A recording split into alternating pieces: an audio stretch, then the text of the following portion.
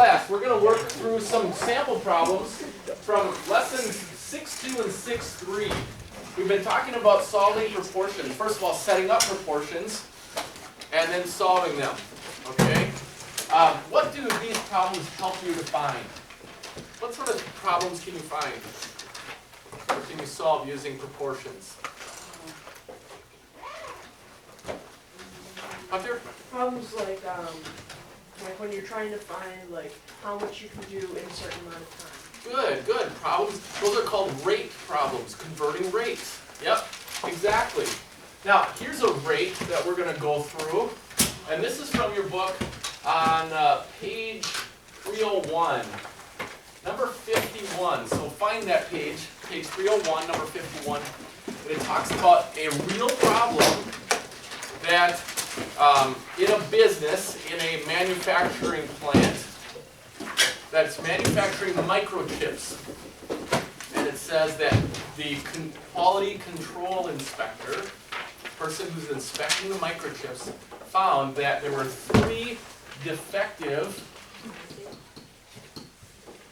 whoops, that's not how you spell defective. 3 defective, we'll just use DEF.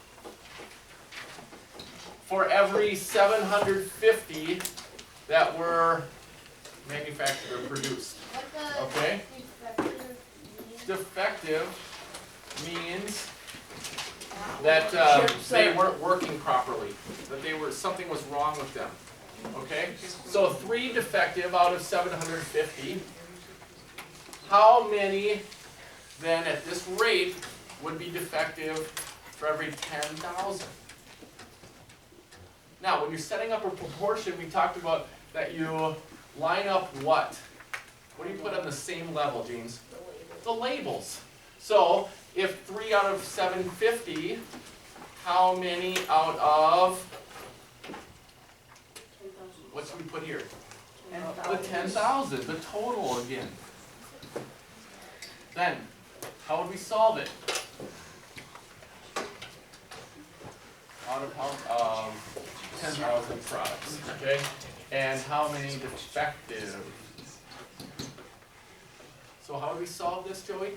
Cross multiply 10,000 by 0 and divide by 750. Right. First we cross multiply and set up an equation. So 750 times n equals 40. what? 750.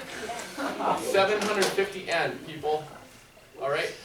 Listen, I'm showing you the process. You need to know the process. Okay? 40 doesn't mean anything right now unless you can prove your answer. So make sure that you can show your work so you get all the points for the steps. Okay? 1 out of 3 points is not enough. That's not good enough. Okay? 750 n equals what? Keyshawn? 7. Equals, what should be on the other side? 30,000. 30,000, yep. Okay. Then what? Then, You divide 750 and by 750, and then you cross it to 750, and then right underneath, yeah. right, divide both sides. Cross out the reciprocals, and n equals 40. 40 what? And 40. Effective chips, right? Good. And we have to label these. This is important. You have to know what you're finding at the end in order to answer the question. Okay? Here's another real-world question. When you travel to another country, they oftentimes have their own money, and there is a conversion rate. Okay? In this case, the conversion rate is $1.32 for every 1 euro. $1.32 of US dollars for every 1 euro. What would $25 be worth? How would you set that up? Set it up now. This is number 31 in your book. Or no, number 32.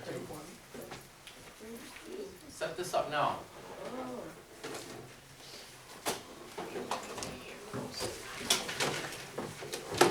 do some practice problems this weekend. No. All right then, let's practice now. Yeah, don't. It's in your book.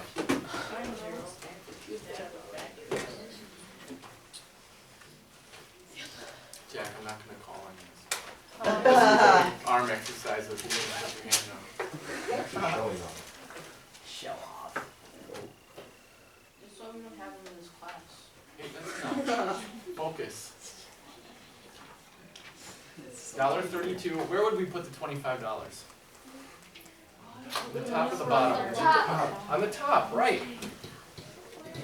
$25 equals how many euros?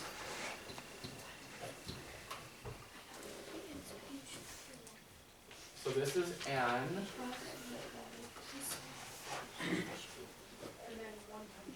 So then set up the equation. 25 equals 132N. Divide by 132 equals what?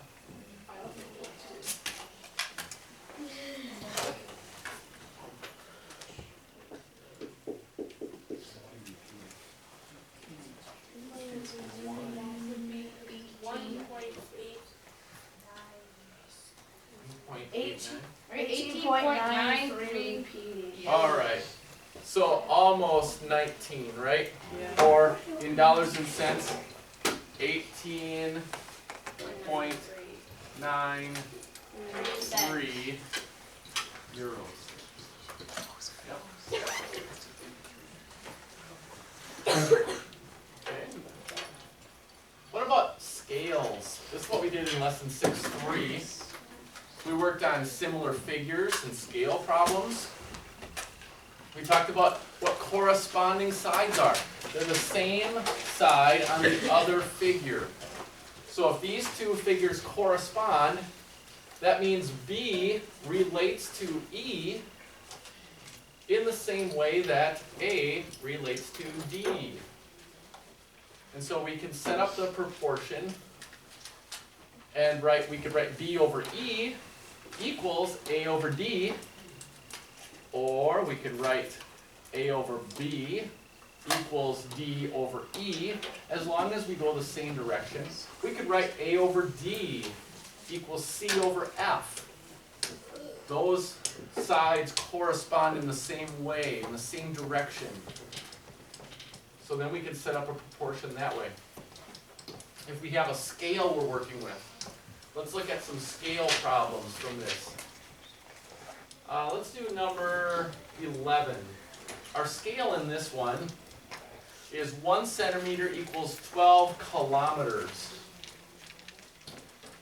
1 centimeter on a map equals 12 kilometers.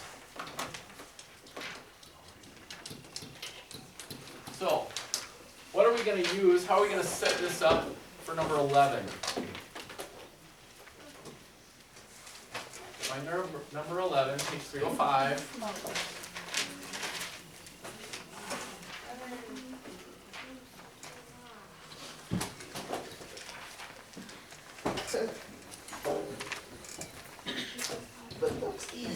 What do we have? 1 centimeter. What do we write here? What should we put here? 12 kilometers equals it says what would be the actual distance for 12 centimeters? Where would we put these, Dylan? The 144 kilometers for No, that doesn't give us that. What do we need to do? Put 12 on the top, the numerator for the side. 12 what? 12 centimeters. Centimeters. See, the centimeters then are on the same level. Look, centimeters, centimeters. Kilometers, and that's what we're looking for, right? So that's where we put N. Whoops, that's a big N. Oh well. Now, set up your equation. 1n equals what? 12. Times, 12. which is? 144. Right. 144. And this is kilometers. This is on the same level. So 1n equals 144 what? Kilometers. Right. Right?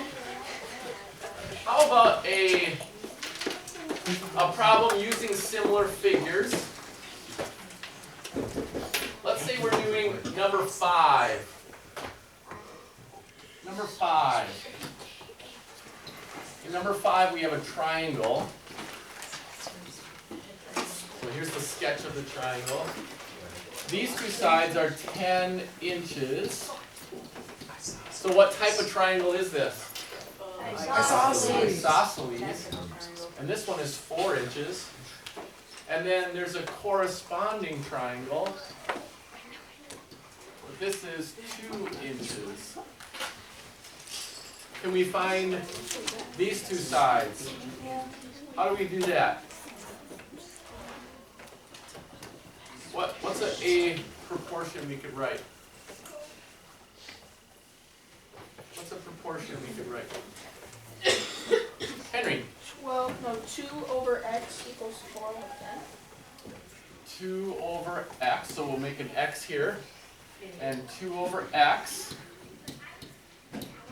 equals 4 over 10. Does that correspond in the same way? Yeah, the shortest side to the longest side. Shortest side to the longest side. Good. And then solve it. 4x equals 20. So x equals. Okay. Do you have to have 4x equals 20? Yes, because that proves that x equals 5. So don't skip this step, okay? And make sure you set up your proportion so that the labels are on the same level, so that corresponding sides relate in the same direction or in the same way, okay?